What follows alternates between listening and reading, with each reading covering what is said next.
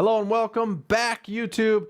Cameron States, the Hawaiian Trader here to help you out with getting started.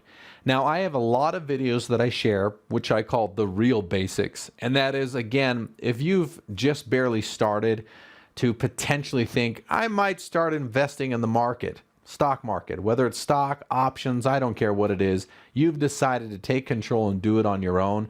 There's so many videos out there that talk about the basics, and you'll notice 3 minutes in, you're completely lost. Because when people learn this information, especially retail investors, which is who we are, we immediately learn how things work and we understand it. We start talking like everybody else, but you don't realize that it is basic. But not to normal people, not to the average Joe, certainly not to me. I don't think that way. So this is the real basics on getting started. What do you actually need without talking to your neighbor or the banks or your broker? Bad advice there. What do I need to just start trading stock or to just start trading options if I've done nothing at all? So let's start with step one. Here's the list of what you're going to need. You're going to need a way to access market information. That's step one. Step two, you're going to need to have funds, a check account or a banking account, to be able to actually invest money. Number three, you're going to need to have a way of tracking this information. Let's start with step one. Number one, we need to select a broker. Now, this is something that I talk about a lot. Now, let me be very clear. I am not licensed and I cannot legally tell you what broker you need to use. Instead, what I'm going to do is give you a series of questions to ask yourself so that you can decide. Number one, we need to make sure that the broker that we select is competitive. Now, let's be clear, you're dealing with a bank. So think about all the banks out there that lend money. They all have different rates, different policies, different fine print. So you're dealing with that same area with a broker. We want to make sure that when we place a trade, our broker is not going to charge us too much money. And if you're thinking right now, yeah, but that's free, go watch my video on free brokers because it's not free. But we have to decide and make sure that the broker we have has competitive fees. Now, that means we have to do a little bit of research. Their website is probably the best way to do it, but better yet, I'd actually call. If you're finding a broker that you're seriously considering, just call the broker. Ask them about their commission fees, and you'll get a better sense of how they work with their clients from that phone call. Step two, good service. Now, it is a bank, so we do want some good service. In fact, let me paint a scenario for you. Let's say that something goes horribly wrong with a trade of yours and you need to get out of that trade. I might not be able to do that. Does this happen? Yes, this happens. If the market moves extremely fast, something's dramatically happening, sometimes your trades will not get executed, not on your computer or your phone. Sometimes a quick phone call to your broker to say, I really need to get out of this trade, or I really need to make some adjustments. Sometimes that's the best, fastest way to get in or out of a position. Now, there are literally brokers out there that if you call and ask for help, they will offer absolutely zero help. In fact, they'll hang up on you. I'm not kidding you. They literally will hang up because they don't have customer service. They don't have any type of a service that they actually help clients with. All they do is execute trades and take fees. That's it. Sound like a bank? That's because they are. So when you think about this scenario, we want to make sure that whoever we're dealing with is going to treat us fairly or with respect or be even civil.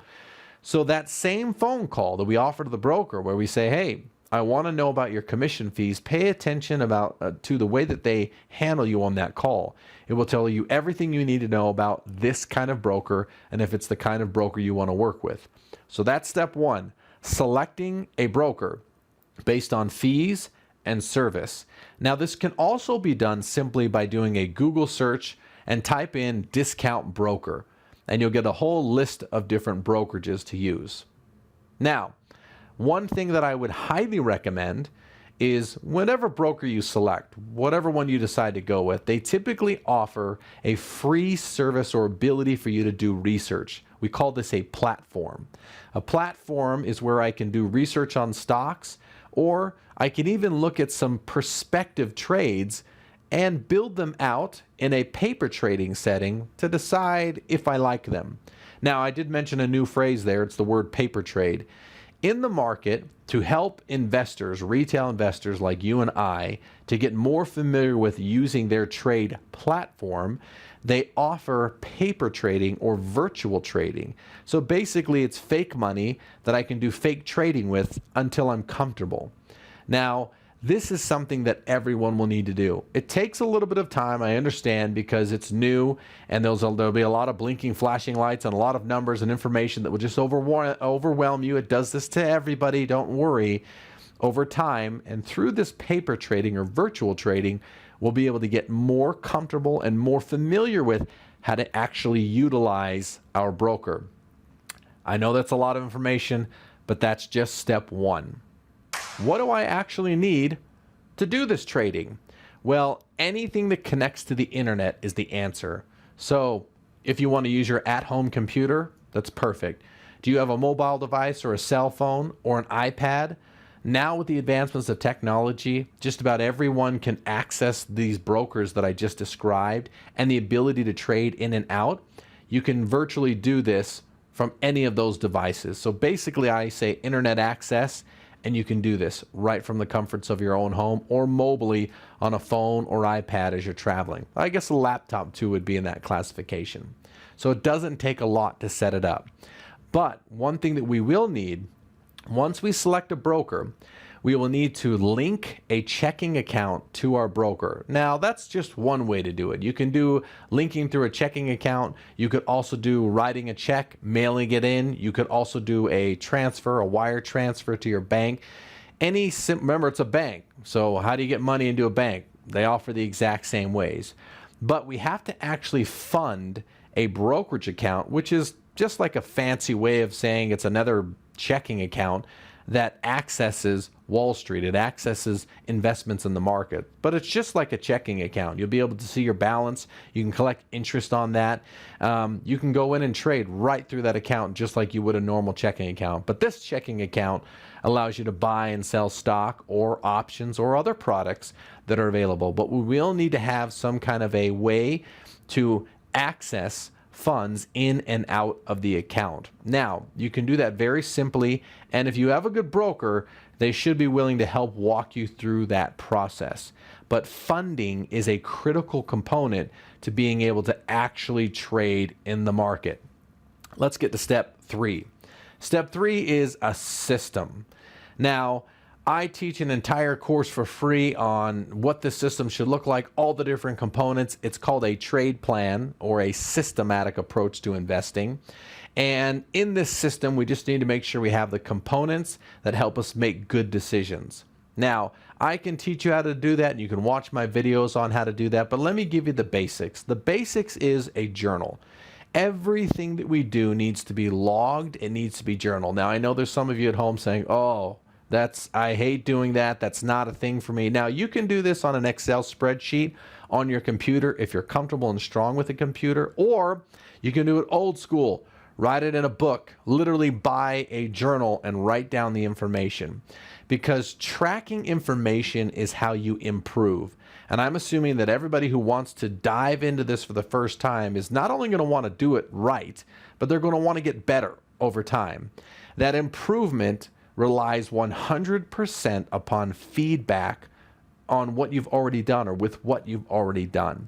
So we have to make sure we're tracking it. One huge mistake that I made when I first started trading was I went out there and I literally had no plan, no rules, no limitations. A lot of the stuff I did in the first year, I couldn't even tell you what I did because I just made it up as I went. What happened that first year? Very bad. It was very bad. That's all you need to know. It was terrible. I lost all my money. That's right. And that's why I decided to get on here and create videos for you. Just kidding. It was bad. Now, since then, it's been a lot better. But it's because of those experiences that I want to share with you some things that you can do to improve. And logging and tracking your information is huge. And this is something that every good investor that I've ever met does.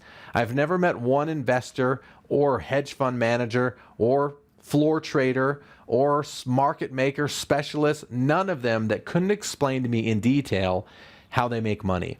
And that's critical. The way that they get to that point, and folks, let's be clear, you're not going to do that in the beginning. It's a process. I'm going to start you off with the very, very basics, and we're going to improve this process to where you're efficient, to where a lot of the information that's out there will start to make more sense to normal people. This information, folks, is not hard. It's just complex. It means instead of 3 steps, there's 300 steps. I'm exaggerating. Don't check out. It's not 300. But there's more things that we have to know and understand just because there's some components that are involved in this investing that we never knew about. I was never raised to learn it. You didn't go to school to learn it. And you can't get this stuff in school. And I'm not talking about grade school. I'm talking about all the way through college, PhDs. I'm talking about all this. None of this teaches somebody to be an investor and actually make real money. It's all theoretical based. It's all numbers and ideas.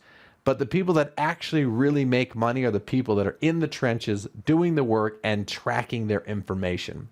So let's not forget those key components. Number one, setting up a broker that we can actually trade through, funding that brokerage account, and then most importantly, tracking the information. Those are 3 very basic steps on how do we actually start trading the market, whether that's stocks, options, or other products. You will need to have those 3 things to stay in the game. First of all, to get in the game, and 2, most importantly, staying in the game if that's what you want to do. Now, again, this video is not to legally advise you. I'm not saying you should do this. I'm saying if you're watching this video because you want to know some things to look for, there's 3 great tips of things that you can look for as you begin your journey. Thanks for joining me, guys. Good luck out there.